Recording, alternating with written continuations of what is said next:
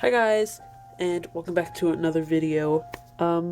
As a part of my Watercolor Week series thing that's happening, we're slowly nearing the end of Watercolor Week, which is really sad. This is the second to last video. I had a lot of fun making all of these videos, even though it was kind of a rush for me to get them all filmed, because, you know, busy things are happening, and I also put this on top of myself at the same time, but I had a lot of fun, don't worry, and I really enjoy making things for you guys, and I hope you enjoyed this, because it was a celebration for you being subscribed to my channel, and I really appreciate it. Okay, enough with the sappy stuff, let's get into the video. So this video is going to be about my Watercolor Essentials, and that's from my paper to my watercolors to my brushes and my inking tools and details like that. So I'm just going to get started with what I sketch with. I sketch with a color erase pencil, normally purple. I think purple is my favorite color to sketch with just because I like the purple undertone that a painting has to it, and sometimes I'll even add purple for shadows to my pictures. Just, I don't know, I guess I like the color purple in artwork. After I sketch it, I go in with watercolor, and the watercolors I use are Windsor and Newton Cottman, and I also used to use Koi watercolors, but as you can see, it's very well loved. And I used it for like about a year, and a lot of the paints were running out and getting all cracked up, and I could still manage to use it if I really wanted to, but I thought it was time to upgrade to something better and different. I still really like these, so if you can get your hands on these, I really recommend them. But now what I use are Windsor & Newton Cottman watercolors. This is just a small sketch box set that I got to test them out to see if I like them, and I do. So I ordered a 45 studio set from Amazon, and it should be arriving soon. If it did, I will insert a video clip here. If it's in by the time I'm editing and uploading this video, I don't know if it will be. The things I actually paint with my paints, I use a variety of different brushes. This is a Daler Rowney brush. I think I just got it from Walmart or something, but it has a long tip, and this is good for like small details and things. The main brushes I use are this set. I can't remember the brand, but basically they're just a cheap set that I got off of Amazon, and they have blue handles, and I like them. I think the bristles are really soft and pretty durable, so none of them have like broken for me yet. None of them have frayed hairs or tips or anything, so yes, like those. Another one that I use very frequently, these are probably my favorite to use just because they're so simple. I use the Aquash water brushes from Pentel. This is the medium size. I also have a large size and a small size, which I use interchangeably. I normally use either the large or the medium. I also just picked up these bamboo brushes from Hobby Lobby. They were like $1.99 or something, and I got 3 brushes, and I'm excited to try these out, so I just thought I would include them in here because I probably will be using them. They seem very like natural and fibrous, and so I'm really excited to see what I can do with these. After I finish the painting part of my picture, I go on to inking and detailing. So sometimes I'll use different things. I have been enjoying inking after I paint more recently, just because, I don't know, I think it just helps me bring the piece together, because whenever I ink before I paint, it tends to get stiff, and I just like having the color lay down first, and letting the painting tell me what to do. That's a saying that my teacher used to tell me a lot. But I just feel like it looks more free and like loose and flowing that way, if that makes any sense at all. But yeah, I just like inking after I paint the picture. So some things I use microns occasionally.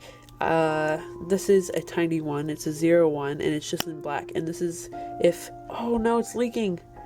Okay. I don't know if I can recommend these anymore. This one's leaking, which is not great. But I just use it for tiny lines if I'm just trying to get lines, but I don't want them to be too obvious. I'll use that. For colored line art, I usually like blue. I also sometimes just leave it with the purple sketch and go back with the color erase pencil to make it darker if I really just want like a lineless kind of look. But if I do ink it, I use this blue Micron pen, and it is in 05. And yeah, that's basically all. If I want a thick black line, I will use this Copic multiliner in 05. This is the SP kind. I didn't have any luck with the disposable kind of Copic multiliners. It might just have been because they were thin and I have a heavy hand, but I broke the tips off of both of them. But this one has been very durable and I like it a lot, and it's very waterproof.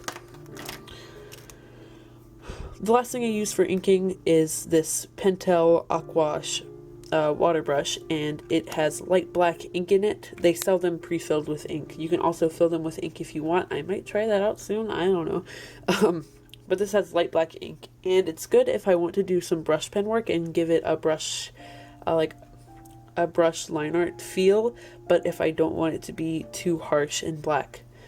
Also for that, I will use the Pentel Pocket Brush Pen. I can't find it right now, but just know that I use that too. And finally, for the highlights, I really like doing the highlights in a watercolor painting. It's one of my favorite parts, or in any drawing really. And for that, I use my Uniball Signo white gel pen. I found that this is just a little bit better than my Jelly Roll pen. Jelly Roll pens are really good, but I feel like they expire after a little bit and get clogged up and don't work as consistently. So I switched over to this one and I like it a lot. It's very, very opaque and it works really well for me. So now, this is kind of out of order, but what the entire painting is on is watercolor paper. For my watercolor paintings, I use watercolor paper.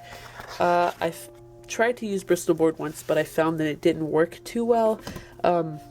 You can also use mixed media paper if I'm doing a mixed media drawing, but I really wanted to focus on like just watercolor today. So if I'm doing like a more casual sketch, I will use this Kinson watercolor paper, and it is 90 pounds, so it's a little bit thinner than my other kinds. It's 9x12 cold press, and I use this to print out line art and stuff. I did a comparison video earlier this week, and I used this to print out the different line arts onto, so I could copy the line art and color it a few different times with the different products. And I really like this paper. It's good for like casual sketches, or if I want to print out a line art or copy a line art, I will use this paper. This is also a paper that I just picked up that I think I will be using until I run out of it. This is the Montmartre Watercolor Pad. It is also, it's acid free, it has 12 sheets in it, 300 GSM, I believe that's about 140 pounds. And it has rough tooth. It's a German paper, so that's cool. Yeah, I got this for $6.99. It was very cheap, and I've never seen it anywhere else in the US, so I just thought I would grab it because I've heard of this brand before and I heard it was good. And the other watercolor paper that is running out, I have one sheet left, is my Strathmore watercolor paper. This is also 9x12.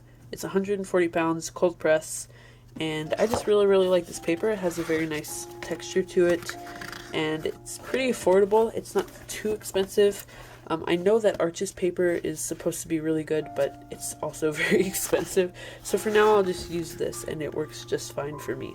So yeah, that is it for my watercolor essentials. I would recommend all of these products if you're looking into watercolor painting, but really just like experiment and find what works for you and what you can use to your advantage and what's available to you also, because a lot of these things might not be available in stores near you or in your country, so that's something to keep in mind. But really just look around and experiment and see what works for your artwork. Like I said, I'm getting a 45 set of this palette, so just a side note for this palette, it's not a very huge color variety because it is a 12 set, and even though it's a 12 set, it has a few like repeated colors, not really repeated colors, but like there are 3 yellows, there are 2 reds, 2 blues, 2 greens, and 2 browns. And so there's not a huge color variety because they're marketing to a more like natural artist, like a more natural look, like muted tones for a more like, I guess, like realistic art or something. So yeah, I would just say that before you buy this palette, know that it's not the brightest and most saturated color collection. It's more of a like a basics set, I guess. I'm sorry for rambling on about that. I will go ahead and end the video now. I hope you guys liked this video. I hope it helped you out in some ways. If you were looking for some supplies to use, I hope I could point you in the right direction. I like these supplies. I haven't tried out all of the supplies, so there's some that might be better. But you never know. Like I said, just experiment, find out what works for you. Anyway, thank you guys so much for watching this video, and I will see you tomorrow. Thank you so much for watching, and I'll see you next time. Bye!